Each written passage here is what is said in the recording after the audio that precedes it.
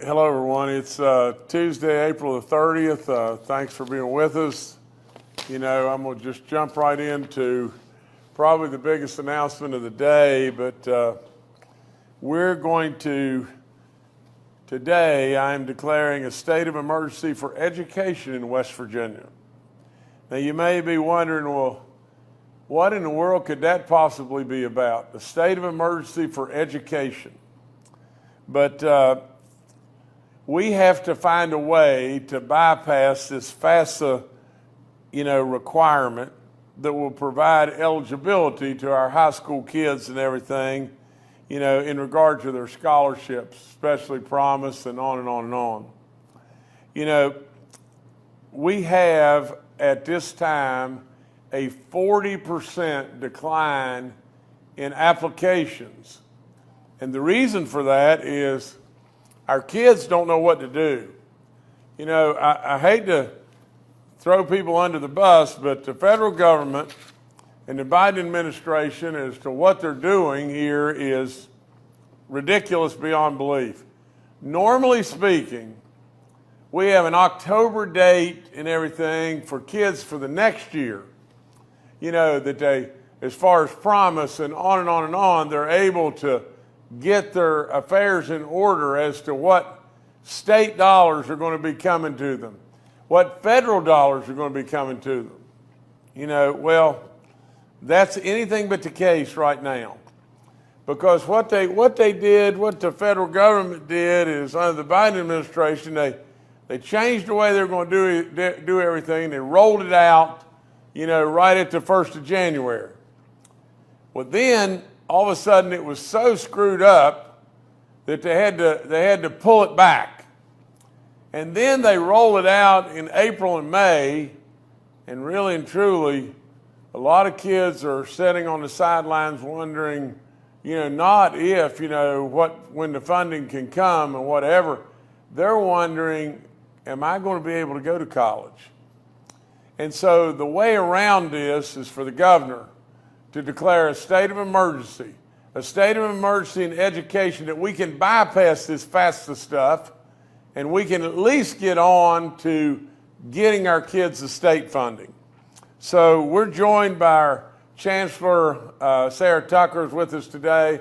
So Sarah, explain more. I've kind of hit the highlights and everything, and I'm really proud that we're going to maybe be the first governor, the first state to step up and do this, but we can't let our kids suffer, and we can't let our families suffer. So Sarah, take over, please.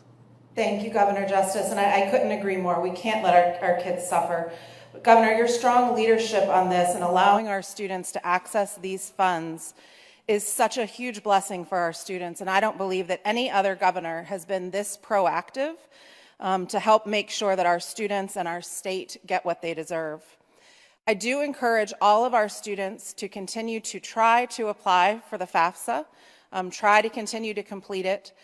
If you are able to complete it and receive maximum Pell, that's an additional $7,395 that will go towards your college education, and that's important money for you all to receive. We are here to help you. Please call us, work with us. We will help you as much as we possibly can. Thus far, my staff have completed over 200 FAFSA workshops across the state, which is phenomenal, and I appreciate them and all of the work that they have done. But if you go to our website, collegeforwv.com, you will find all of our information about state financial aid and our applications. If you call our hotline, 1-877-987-7664, that's our financial aid hotline, and our staff will help you through anything that we possibly can. With Governor Justice's proclamation, students who qualify and apply for the Promise Scholarship by September the 1st will receive an award of up to $5,500 for the 2024-2025 academic year. If a student completed last year's FAFSA and qualifies for our need-based higher education grant, they will receive the award of up to $3,400 for the fall semester. If you do not have a previous FAFSA on file, but are eligible for one of the following programs through the West Virginia Department of Human Services, you can show your eligibility letter to your higher education institution's financial aid office to receive the higher education grant. Those programs include SNAP, TANF, Medicaid, CHIP, WIC, and the Child Care Subsidy Program. If a student or a family needs a replacement eligibility letter to provide to the financial aid office, you can call 877-716-1212 to request a new one. To the students and families, I want you to know that we have your back, and we want you to know that if you qualify for Promise and/or the higher education grant, you will get that money for this fall, regardless of your FAFSA status.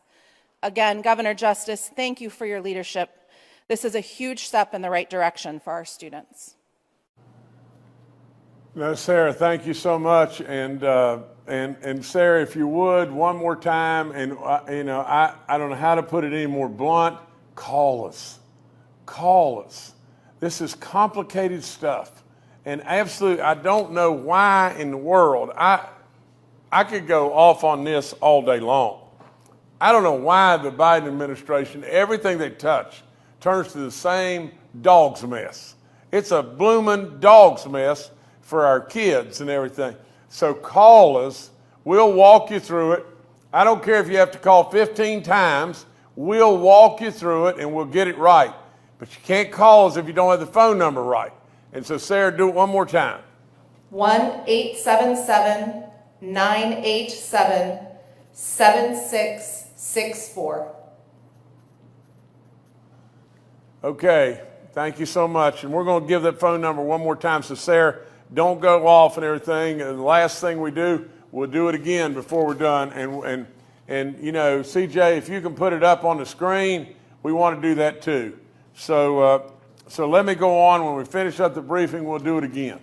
But nevertheless, let me switch to something that's some really good news. But today I'm thrilled to announce that West Virginia has secured $1.2 billion in broadband enhancement, access and development.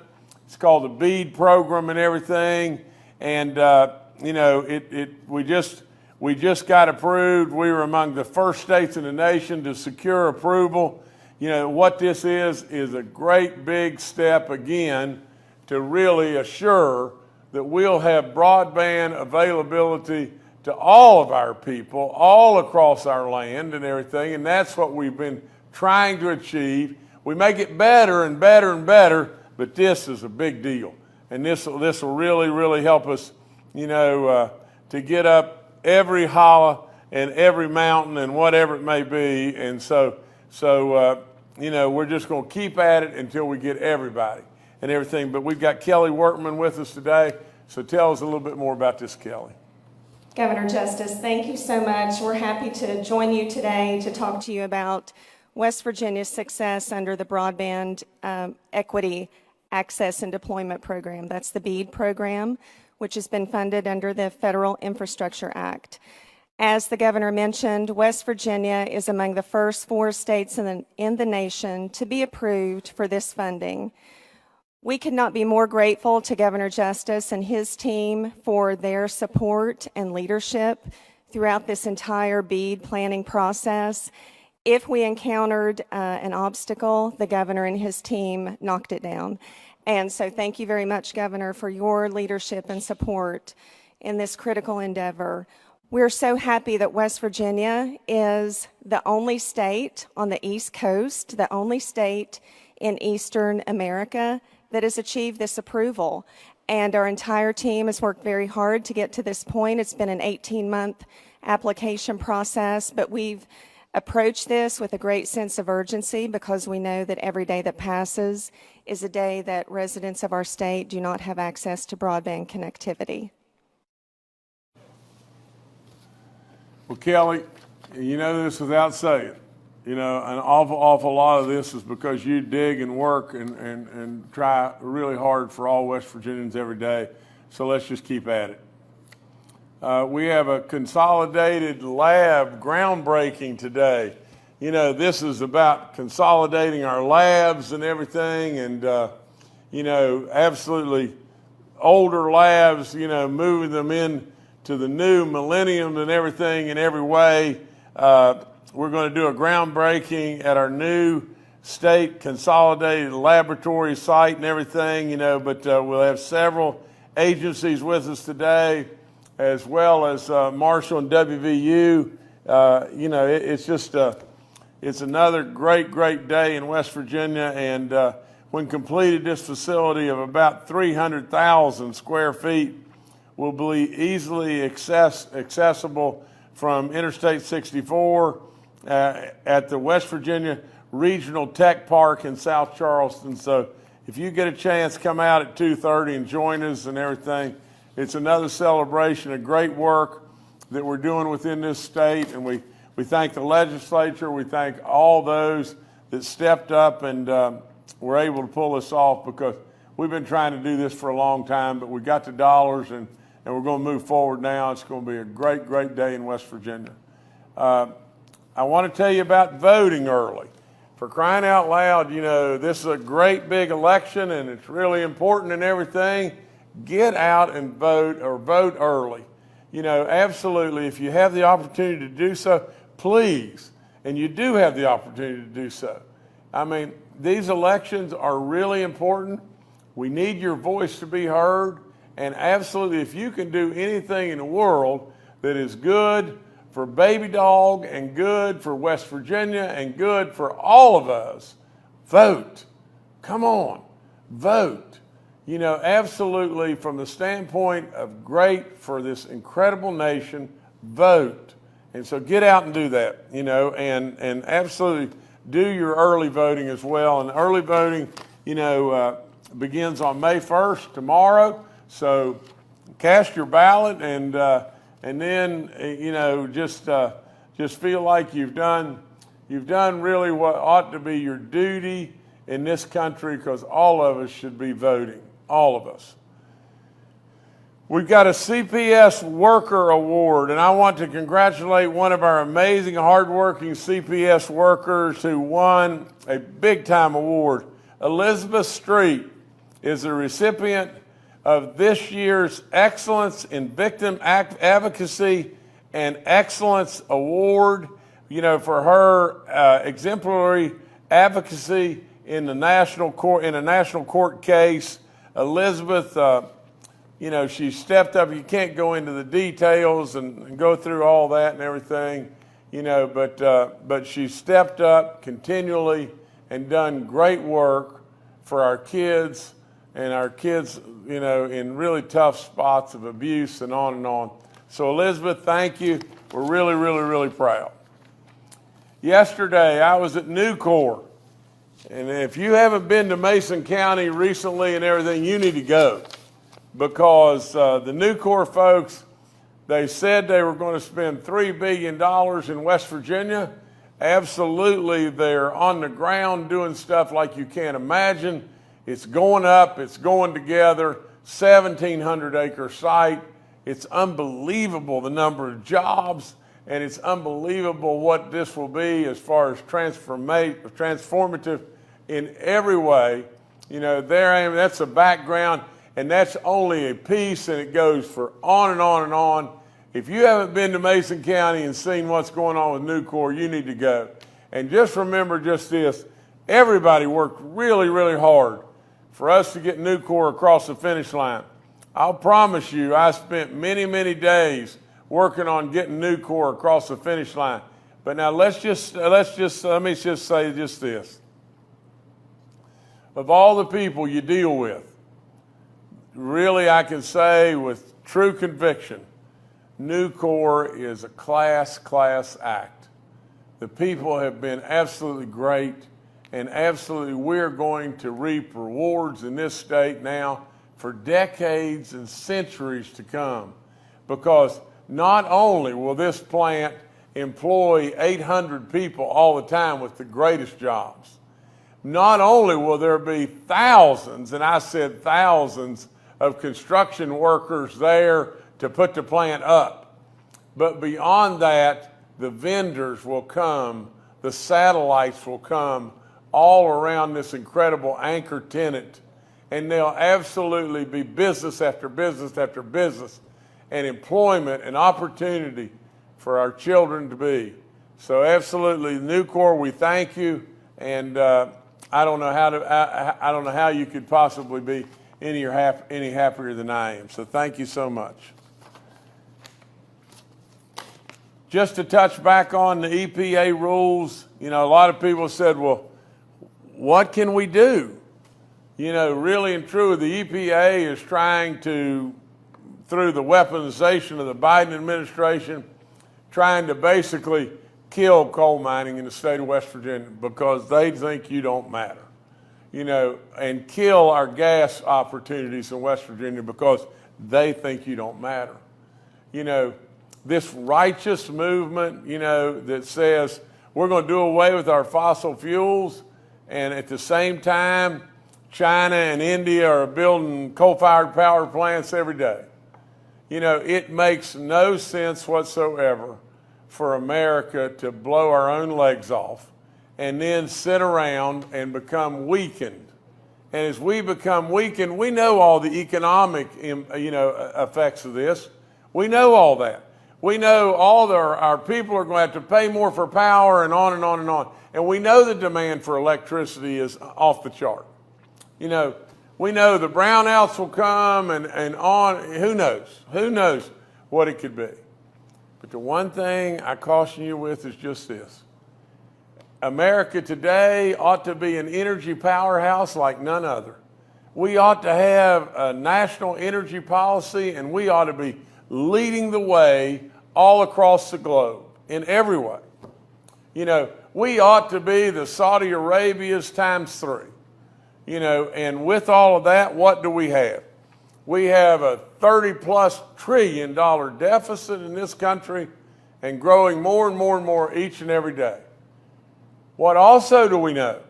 We know that every country in the world, the more energy they have, the better the health of the people, the longer they live, the better everything. We know without saying anything in the world that the only way civilization advances, the only way is abundant, cheap, clean energy. There is no other way. And today we know, unless you're a frivolous thinker, that we can't do without fossil fuels today. But the one thing that I caution you about more than anything is just this. What happens if America becomes weakened? What happens all the time when America becomes weakened? And that's exactly what this will do. It will weaken America. What happens when that happens? War. Absolutely. Wars that crop up all across the globe. But how do you think forever that we're invincible here? Absolutely, this is really bad stuff. And so what do? We win. We fight. And we win to assure that this is not going to happen. That's all we do. At the end of the day, we win because we're worth it. And that's what we got to do. I'm going to switch channels and congratulate one of our great, great football players for, that just finished at WVU, Zach Frazier, a Fairmont native and everything, just drafted 51st in the draft and drafted, just a few miles up the road by the Pittsburgh Steelers. We congratulate Zach. We congratulate the other players at WVU and Marshall and whomever that were selected in some area of the draft and everything. But Zach, we're highlighting you today. And CJ, is Kathy with us now? Yes, sir. Okay, I want to talk just a second about the First Lady. I want to talk a second about communities and schools. I don't know how to say this. I mean, I don't blow smoke at anybody. All I do is just tell the truth. And really and truly, I'm in the schools. Surely I'm in the schools way more than any governor ever thought about being in the schools. And not only am I a coach, but I go to the schools all the time.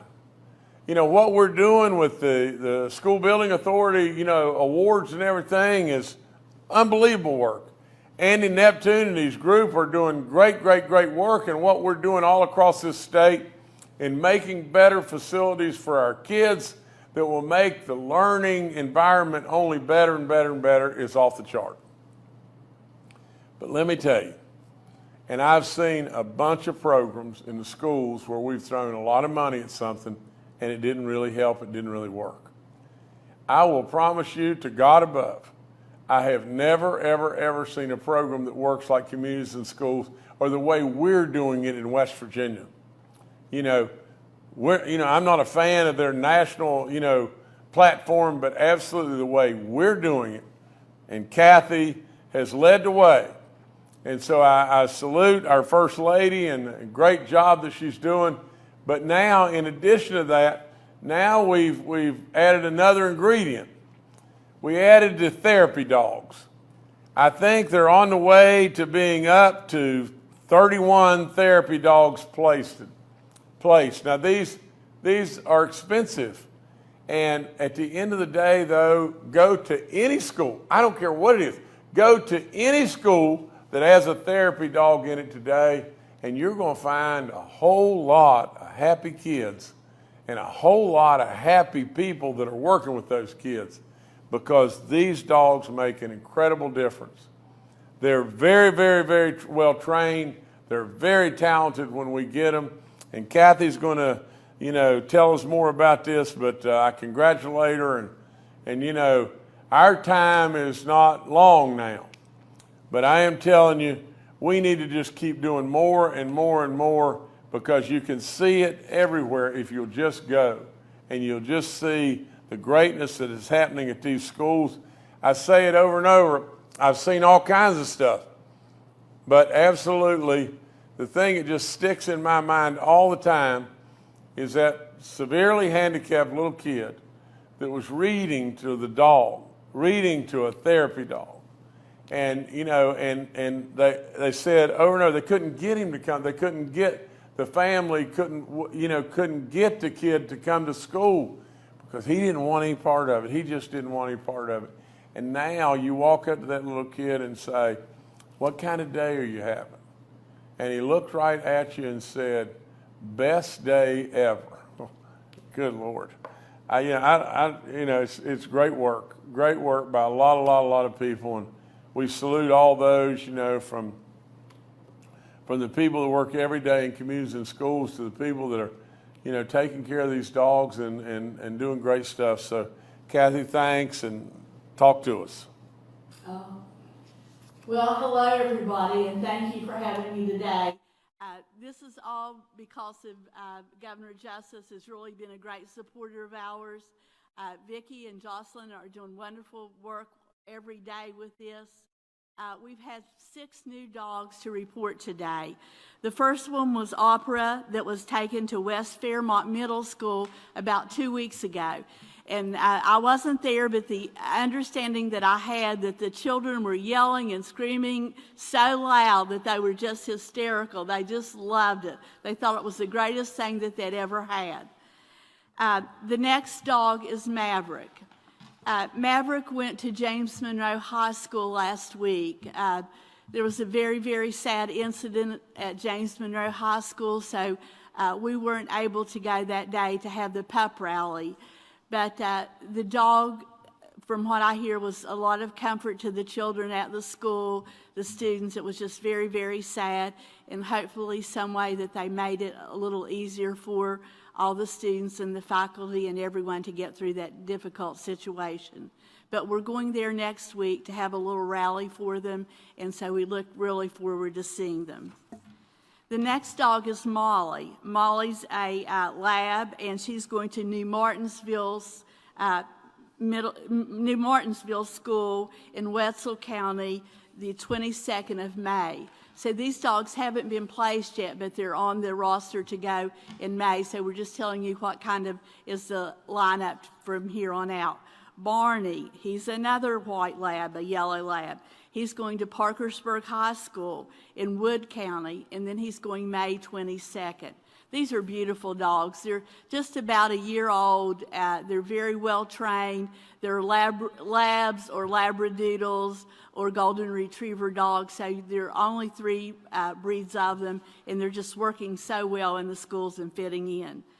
The next dog is Coco. Coco is going to Calhoun Middle School in Calhoun County, and this is going to be June the 12th. Coco is the first brown lab that we've gotten in a couple of, well, about a month or so, but they're all beautiful and they all have their great qualities, and you just can't, there isn't a bad dog in the bunch. They're just so great. Okay, then Joey's going to be coming up, and Joey's going to be a Labradoodle. The Labradoodles don't shed. They're a little more compact than a lot of the dogs. And he's going to Petersburg Elementary School June 21st in Grant County. So these dogs are all being trained in schools right now. They're going to middle schools, high schools, elementary schools. They make sure that they're the correct temperament for them. They're, you know, if the dogs don't make the grade or something, they surely don't send them. They're just wonderful, wonderful pets. And they're pets, but they're working tools to go into the schools. And they're just great. And the children love them. I know my grandson was a recipient, his school, of getting a dog, and the difference that it's made in children in that school is just wonderful. I mean, they love it. They love this little pixie to come to school every day, and that's all that they talk about. But listen, please come to the schools, visit the dogs, support our program. It's going great guns, and we're just going to keep on and on and on till every school in every county, hopefully, I don't know if we can go that far, but every county get a dog, and we're just also happy to have them there and all the work that all the good people are doing. All right. Thank you, Governor. Thanks, everyone that's helping. So now I'm called Governor. I mean, you know, that's probably more of a formal name. I've been called a lot of things, you know, sure, by you, Kathy. You know, but nevertheless, good work and lots of wonderful stuff for our kids and our schools, and it just makes us better. That's all there is to it. It makes us better. That's all I've got. You know, I will take your questions. All right, thank you, Governor. Yep, now we'll take some questions from members of the media. Mark Curtis with Nexstar Media, you're first up today. First Lady, and congratulations on those beautiful dogs. I know they mean a lot to the kids. Governor, I want to talk about the special session again. In the regular session, there was an effort, and I believe you talked about it in your State of the State, that we need more child care and daycare in the state, especially to help the Nucor Steels and all these other companies coming here find enough people that can come on and get back into the workforce. But for a lot of adults and 2-parent families, it's difficult because they can't afford daycare and one parent has to stay home. So what kind of legislation might you put on the call in the special session to bring some either tax cuts or tax relief or tax credits to parents or subsidies for childcare? And how serious do you think this problem is? It's a real problem. You know, that's all there is to it, Mark. And we, if you'll remember in my State of the State, we proposed a tax cut for young families, daycare and everything. It was just shoved over to the side. I'll surely have that on the call, you know, in the special session. You know, the first thing we need to do is we need to get our funding back in place on our budget for DHHR, because, you know, Mark, we've got, you know, our most needy and most dependent people and everything, we just cut their legs out from under them.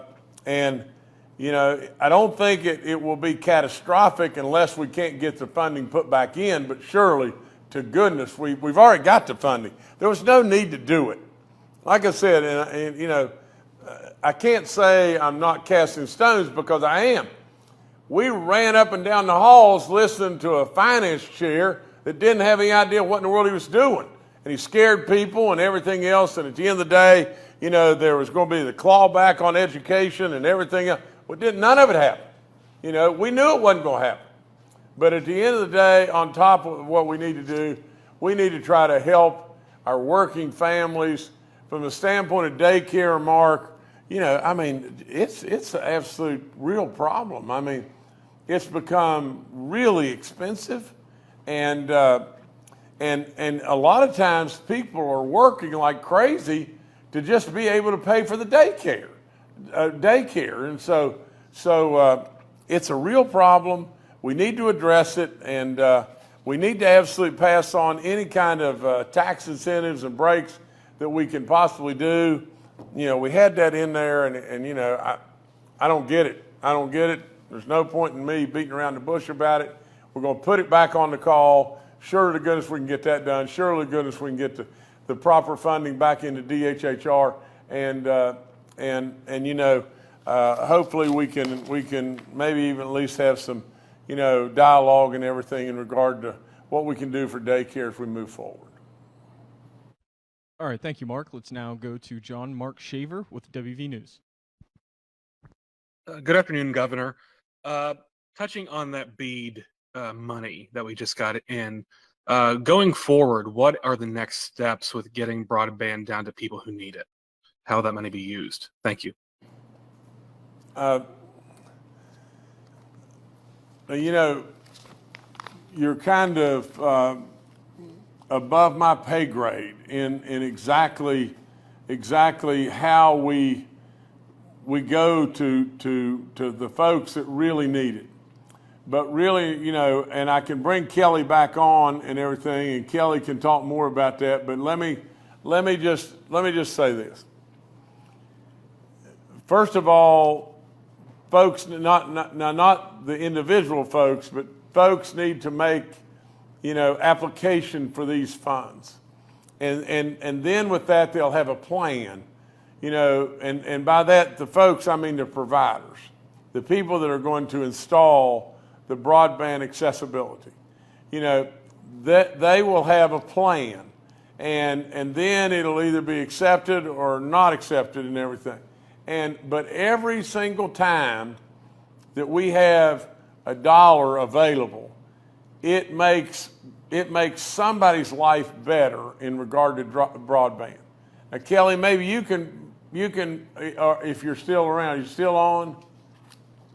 Yes, I'm here. Okay, Kelly, maybe you can expand. Great. Thank you, Governor, and thank you for the question. So the state has currently opened pre-applications to internet service providers and eligible applicants. That process is ongoing currently. That pre-application phase will close on May 17th. Concurrently, so there are many different things going on at once with this massive infrastructure program. The state has also completed its challenge process, and that is the process by which we refine the eligibility maps for BEAD funding. So we are in the final adjudication phase of the challenge process. Once we have completed the adjudication phase, we will submit our challenge results to NTIA. Those challenges have already been posted to our website, that's broadband.wv.gov. When NTIA approves our challenge submission, we will finalize the BEAD eligibility maps. We will then move on to full application that is currently scheduled to start on May 18th. One very important note is that in order to apply for this funding, our internet service providers and eligible applicants throughout the state need to participate in the pre-application phase. The pre-application is mandatory in order to move on to the full application.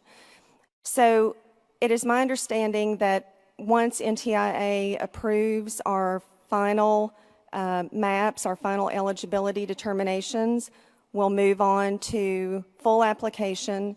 That will roll on through the summer, about 60 days. So going into the fall, our state will have applications in hand for BEAD funding, and we will be reviewing those applications for selection. We have 12 months from the date of application of the BEAD plan that the governor mentioned. The Volume 2 plan has been approved. It was approved in April.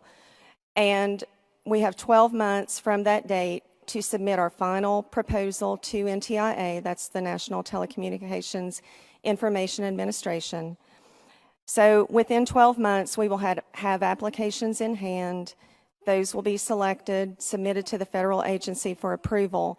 Everything goes in one package to the federal agency, and within that package, we must have a solution for all of the unserved locations in our state. I hope that gives you a good idea of the forecast over the next 12 months, the things that we'll be working on in the Office of Broadband.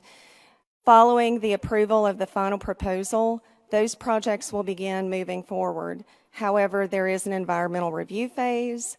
There's permitting through various agencies that needs to take place. So most likely that will flow through 2025, and beginning 2026, some of those projects will move to construction. Okay, Kelly, thanks a bunch, and we'll move on. All right, thank you, John Mark. Next up, Randy Yohe with West Virginia Public Broadcasting. Hi, Governor. Hello, colleagues. Governor, talking about education in schools, school discipline was a legislative priority going into the regular session. Teachers say it's one of the biggest problems they deal with. It's a challenge for retention and recruitment, but the main piece of legislation narrowly failed to pass. Is it priority enough to include in this upcoming special session? And those proposals about elementary discipline, do those need to be tweaked to make sure it passes? Randy, I share in in the information and what you've given, and I know that that there is a big concern. I really think in order to be able to get that bill across the finish line, there's going to have to be a whole lot more work and surely cooperation between the parties. It may be something that just bogs down our special session, to tell you the truth. You can't put everything back on the call. And so I think we need to do more there, but Randy, the one thing that I would tell you is I know we have unruly students and everything. Communities and Schools does a lot of great work with those kids and everything, and the successes are limitless. They just go on and on and on. But Randy, I'm in the schools all the time, and I see kids that behave the very best. Sure, kids are going to be kids, and there are situations and everything, no question about that.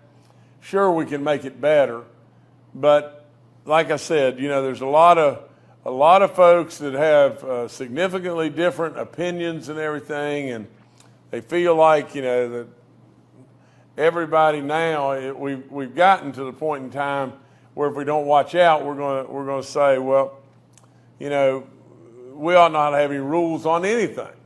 Well, to be perfectly honest, I understand the frustration, from some of the teachers on some of the levels in regard to discipline and how kids, perform and everything from the standpoint of their demeanors and all that. I get all that, but I tell you this, Randy, you just, if you'll just go with me and we'll just go to a whole bunch of schools and everything, you'd really be amazed. You'd really truly be amazed at how good our kids really are, and I think the world of them and love them to death. So sure, we can make it better. We'll continue to try to make it better. All right, Randy, thank you. Governor, back to you. Okay, I guess the biggest announcement of the day is just this. For all of our, high school seniors that are thinking of going on, especially those thinking about going on to college and wondering, am I going to be able to do this because I can't get through this application, this FAFSA application, and really and truly my funding is held up and everything. We are declaring a state of emergency for education in West Virginia today, and probably the first governor and the first state that's done so to try to bypass this FAFSA requirement that is messing up all of your eligibility. Now, we've got to still get you through this FAFSA requirement for you to get Fed dollars. But to get you state dollars, this state of emergency, absolutely we ought to be able to move forward. Now, CJ, do you have the phone number that we can put it up? Because we want anybody that has a question in regard to anything about financial aid for kids moving forward out of high school, please call us. Please call Chancellor Sarah Tucker at that number or her folks at that number, in regard to the higher ed folks, and they will help you. Now, it may take a little effort, but really talking to somebody rather than trying to figure it out on your own, call that number and talk to somebody and let them be able to help you. So please take the number down, and any parents or grandmas or granddads or whatever that are seeing this briefing, take that number down for them. Put it up one more time, CJ. Take that number down for your grandkids to where that you'll really be able to help them, because we got a lot of frustrated kids. 40% decline in the amount of FAFSA completion rates that we have today versus normal. So we got to do something about that. I congratulate Kathy and all this great work that they've done. We got all kinds of help coming our way. I know the federal government doesn't move as fast as we want them to, but broadband is coming in a lot of different ways, and this is just another one that's absolutely going to get us to everybody. Come and see our groundbreaking for our consolidated labs and get out and vote. For crying out loud, we need you to get out and vote. Congratulations to a great CPS worker, Elizabeth Street. The award that you just got is off the chart. Way to go in every way. And like I said, I was at Nucor, and the EPA rules are crazy. And we congratulate Zach Frazier. And again, Kathy, keep doing good work. Absolutely. Great job. Great job. Communities and schools and these therapy dogs are doing really wonderful, wonderful work. God's work in a lot of ways. So, Baby Dog loves them all too. Anyway, thank y'all so much.